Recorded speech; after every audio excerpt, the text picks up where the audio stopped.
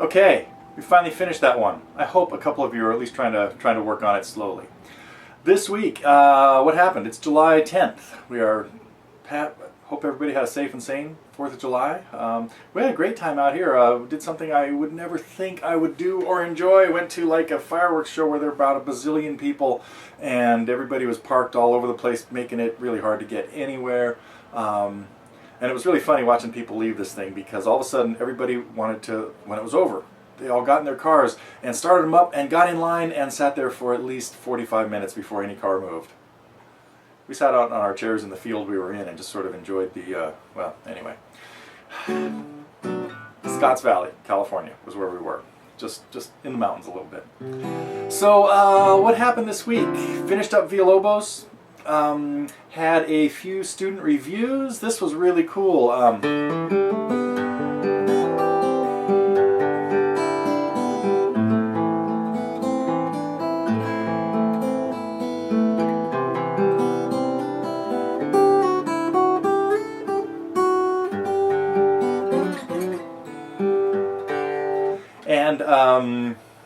Let's see, another look at Never Going Back. Michelle, you're making great progress on that. This has been really fun to watch the evolution of this. And let's see.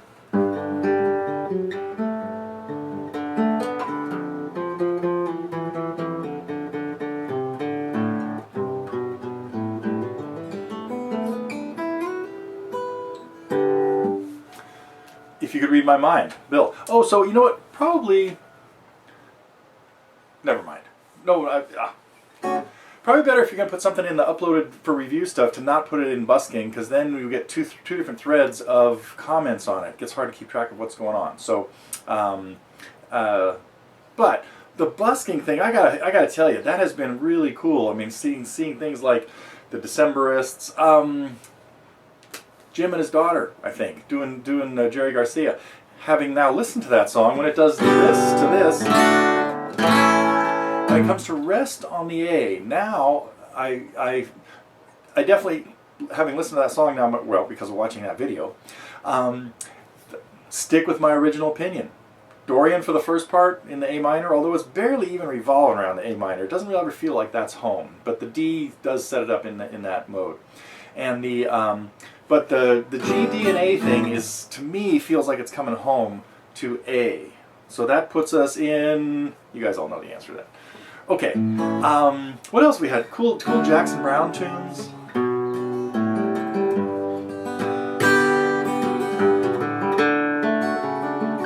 One of those songs you can play in lots of different keys. Well, at least in D or C, and then you can capo it to wherever you want. And there was another one that really grabbed me. Did I write it down? No, I didn't. But anyway, it was cool to see Jimmy Buffett and Jim Croce.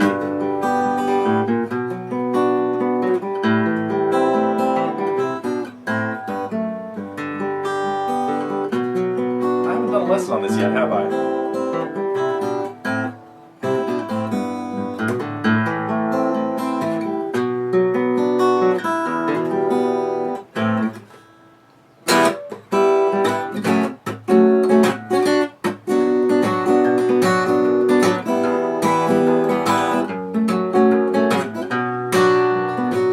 I gotta do some more tunes.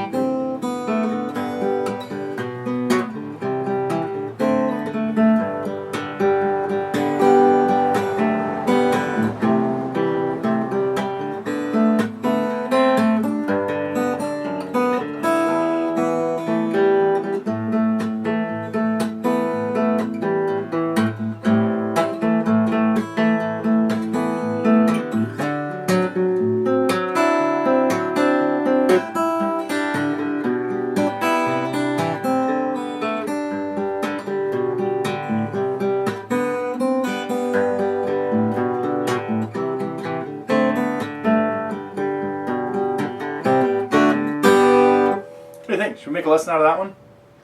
One of my a student that was here last night introduced me to a couple of really cool new acts. One's been around for 5 or 6 years, actually, and the other is kind of like an offshoot of one that's been around for 8 or 9 years.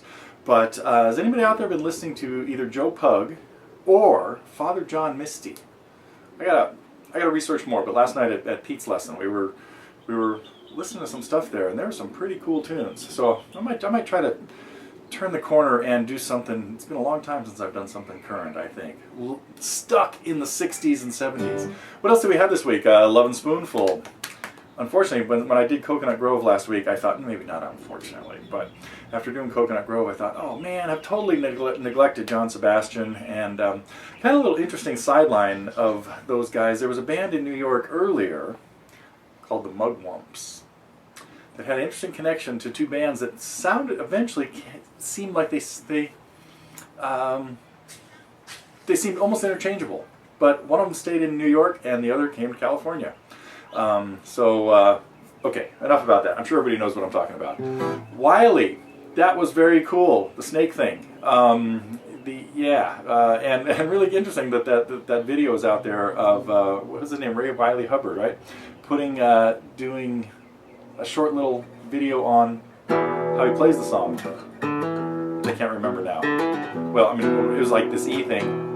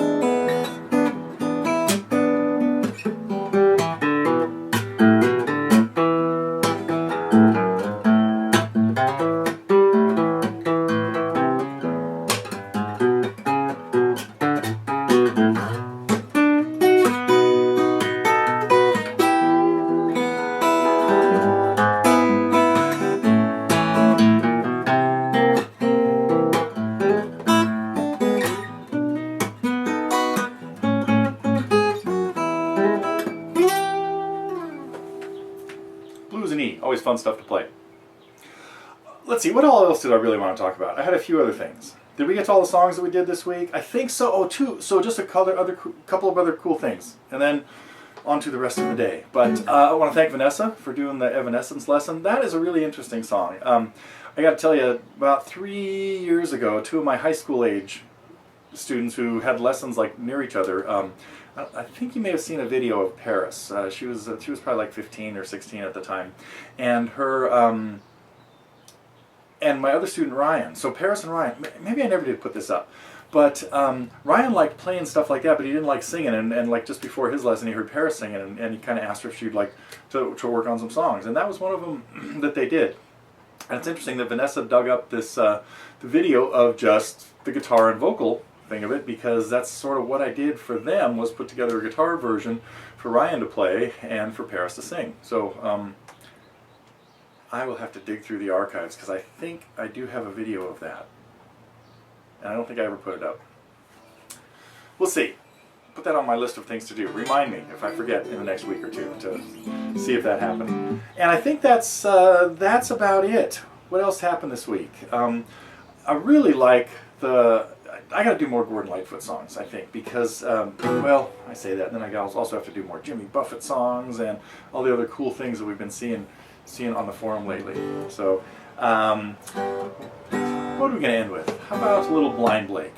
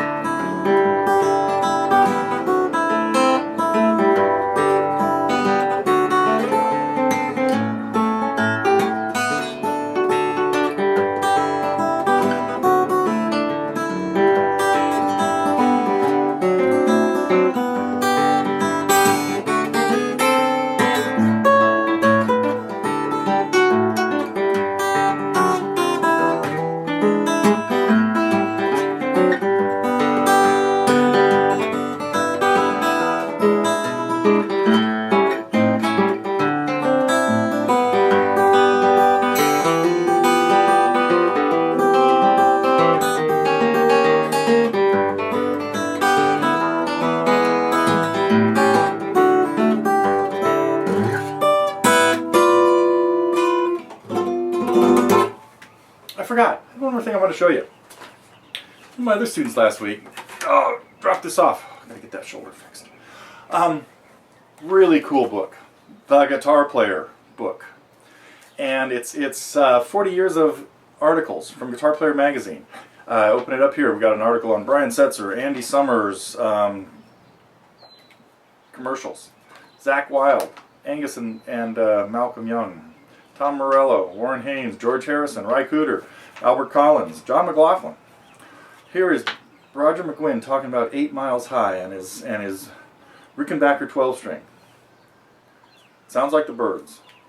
Anyway, oh man, here's an article on Pat Metheny's song, James. Okay, I'll have to read this later, see if I can remember. Wow, back after something really unusual just happened here. So I'll leave it to your imagination. But had to quickly rush out in the middle of reading about James. So I don't even know if I can remember it.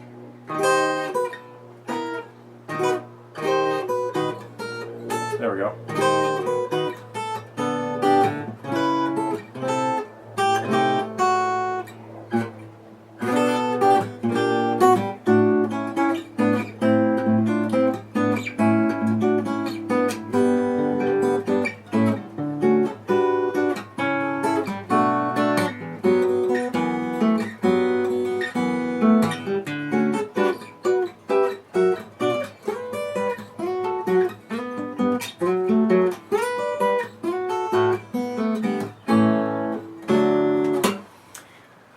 I really should revive that. That was pretty cool many months. Well, it was probably about a year ago when I was toying around with that and Last Train Home, and I never got around to doing a lesson on them. Luckily, I at least got a little recording of me sitting out on the street playing them, and they would make good lessons someday. So, anyway, I really recommend this Guitar Player book. So it's probably at Amazon and other places, but great articles in it. And I want to thank my friend Pete for 2 different Petes I talked about today, by the way. So just so you know, they're not the same guy. The one that has the Guitar Player book's a little older than the one that's listening to Joe Pug and Father John Misty. But okay, that is it for July 10th. I will be back next week. I have to travel a little bit, but not for a few weeks. I'll tell you more about that.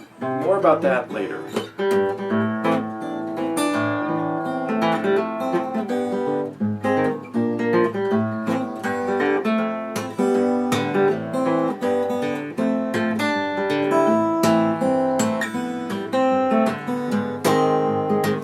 I've been messing around with progression in D minor.